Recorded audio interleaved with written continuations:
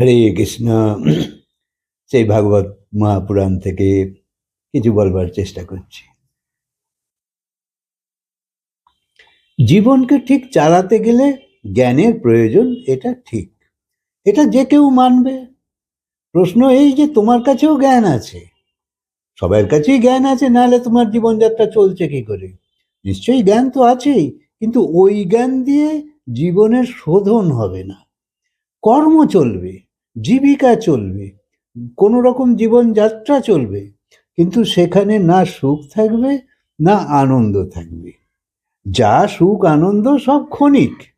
সেই অবধি তোমার বুদ্ধি ঠিক যে তুমি এই সংগ্রহ করতে পারো, কিন্তু প্রশ্ন হলো যে আমি আরো বড় কিছু সুখ চাই, অর্থাৎ অনেক দিন যে আনন্দ টিকে থাকে সেই আনন্দ চাই। তার জন্য একটা আলাদা বুদ্ধিও চাই, আলাদা জ্ঞানও চাই, এতে কোনো সন্দেহ নেই। তাই জ্ঞান ছাড়া, সেই জ্ঞান যাকে আমরা আধ্যাত্মিক জ্ঞান বলি, সেই জ্ঞান ছাড়া এই জীবন অসম্পূর্ণই থেকে যাবে। জীবনের পূর্ণতা আমরা কি জানি? আমরা জানি ভালো ভোজন, ভালো বাড়ি, ভালো গাড়ি, ভালো পোশাক আশাক ইত্যাদি ইত্যাদি, আড়ম্বরযুক্ত জীবন। এরমই আমরা মানি, যে কেই সফল জীবন বলে। কিন্তু জীবনের পূর্ণতা এই বাইরের সৌন্দর্য বৈভবের সাথে তো নয়। এ তো আসবে যাবে, অনেকেরই আছে, অনেকের থাকলেও সংসারের বৈভব থাকলেও ভেতরে চিন্তা ভাবনা সব সময় রয়েছে। এটা খেয়াল রেখো, সব সময় তুমি কিছু না কিছু চিন্তা ভাবনাতে রয়েই গেছো। তাহলে যে পরম সুখের যে স্পর্শ, সেইটা তোমার কাছে আসছে না।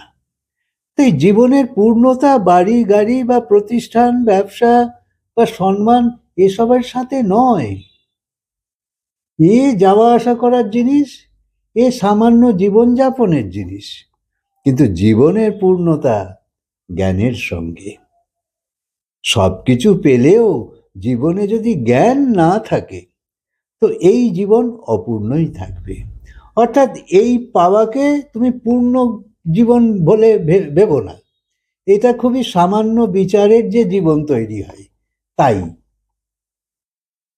ঠিকভাবে জীবনযাপন করা, জীবনকে সঠিক প্রয়োগে আনা, জীবনে আনন্দ পেয়ে যাও এবং অপরকেও লাভের পথে নিয়ে যাওয়া, এই হলো তোমার উদ্দেশ্য। তাই আবশ্যক হলো জ্ঞান। তুমি এইরকম ভেবো না যে আমি পরিবারে আছি, যে ব্যবহারে আছি, সংসারে আছি, আত্মীয় স্বজনদের সঙ্গে সম্পর্ক, সংসারের দায়িত্ব পালন, এসব করলেই সব হয়ে যাবে। আর সবাই তা নাকে দম দিয়ে করছে। অথবা অনেকেই বলতে পারে যে জ্ঞান প্রাপ্ত করবার সেই সময়ই পাই না। তাহলে জ্ঞানের স্থিতি, জ্ঞানের প্রাপ্তি, জ্ঞানের অনুভূতি, এসব কেবল সাধুসং বা পর্বত গুহা অথবা একান্ত নির্জন বনেই শুধু আছে, এইরকমও যেন ভেবো না যে শুধু ওদের মধ্যেই আছে, পর্বত গুহাতে বা সাধু সন্তের কাছে। কেননা আগে এই রকম মানা হতো যে জ্ঞান কেবল সন্ন্যাসীদেরই আছে, বা যে ঘর ছেড়ে চলে গেছে একান্তে তাদের কাছে আছে।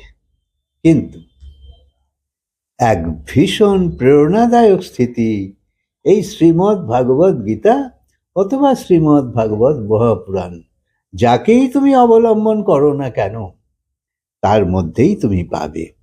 অর্থাৎ সত্যকে পরিষ্কারভাবে সবাইয়ের সামনে রাখাই হলো এই জ্ঞানের প্রধান কর্ম, প্রধান ধর্ম।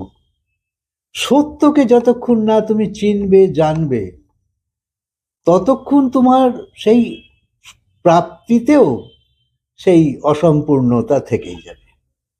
যতক্ষণ না জীবনে সত্য আসছে, ততক্ষণ আসল প্রাপ্তির পরশ তুমি পাবে না। জ্ঞান প্রত্যেকেরই সমান রূপে থাকা দরকার। একে কোনো সামান্য জিনিস ভাবলে হবে না, অথবা এড়িয়ে গেলেও হবে না। তাহলে কি হবে? এই 84 লক্ষ শরীর। কিন্তু ভগবান তো তোমাকে এই 84 লক্ষ শরীরে ঘুরপাক খাওয়ার জন্য পাঠায়নি মানুষ শরীর দিয়ে। সব শরীরের মধ্যে এ তো একটা স্পেশাল শরীর, সেই জন্য এর ধর্ম কর্মও কিছু আলাদা হওয়া দরকার। তাই আদি দৈবিক শান্তি, আদি ভৌতিক শান্তি এবং আধ্যাত্মিক শান্তি সবই তুমি পাচ্ছ। কখনো কখনো তোমার গ্রহচক্র তোমাকে সঠিক ফল দিচ্ছে, তুমি ভালো আছো। কখনো কখনো সাংসারিক ফলেতেও তুমি সুন্দর আছো, বা কখনো কখনো তোমার মন টনও কিছু কিছু প্রাপ্তিতে মেতে আছে। তাই এসব জানবে যে এসব যাওয়া আসা করে। যদি তুমি মুসলমান হয়ে জন্ম নাও, তাহলে আল্লাহ আকবার বলবার তো অধিকার তোমার এমনি হয়ে যায়, পয়সা লাগে না। যদি তুমি মারাঠি হলে, তাহলে বিঠাল্লা বিঠাল্লা বলার রেওয়াজ আছে। আবার সিন্ধি হলে আয়োলাল ঝুলেলাল বলা যায়। এরপর যখন ভগবানের গুণ কথা শোনার আগ্রহ এলে, তবেই গুণভক্তি আসে। ভগবানের গুণ, ভগবানের কথা যদি না শোনো, সেই গুণ ভক্তি আসবে না। যে ভগবানই সত্য, আর এই শরীর হলো অসত্য, এইটা যতক্ষণ না স্পষ্ট হচ্ছে এবং তুমি ঠিকভাবে ধরছো, ততক্ষণ এগুতে পারবে না। ভগবান তো চেতন পদার্থ, আর এই শরীর তো জড় পদার্থ। ভগবান আনন্দ স্বরূপ, আর শরীর এবং সংসার সব দুঃখরূপ। তাই সেই আনন্দ স্বরূপ, চেতন স্বরূপকে পেয়ে যাও, যে তোমার পাশেই আছে। তোমায় অনেক দূরে যেতে হবে না, যে কেদারনাথ বদ্রীনাথে গেলে তবে পাওয়া যায়, আমি তো পারবো না যেতে, কি আরো উঁচুতে গেলে তবে হয়। না না,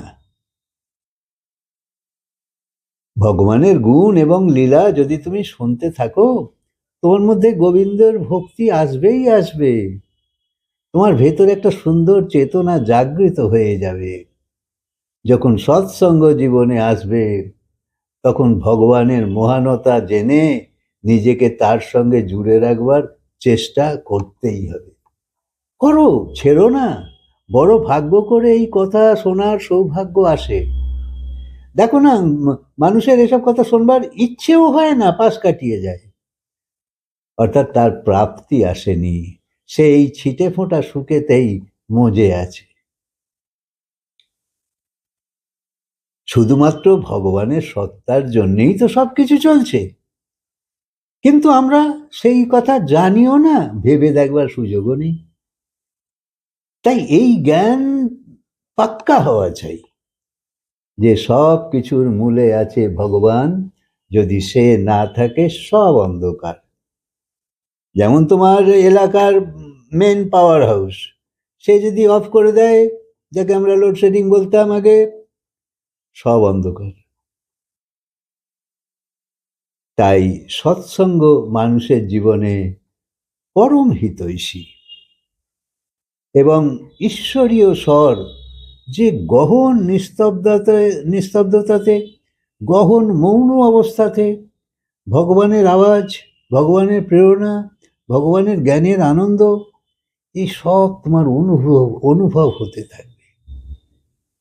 আস্তে আস্তে এর সঙ্গে জুড়তে থাকো, খালি হাতে ফিরবে না, এটা নিশ্চিত।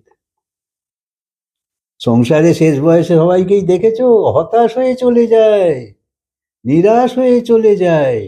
তো সারা জীবন কি করলো, যার পরিণাম এই। রোগে কষ্ট পেতে পেতে আচার বিচার সব হয়ে হয়ে সব কি হলো। মনে সুখ নিয়ে যাও, রোগ আসবেই শরীরে, কিন্তু তবুও তুমি পারলে অনেকটা নিজেকে সামলাতে পারো।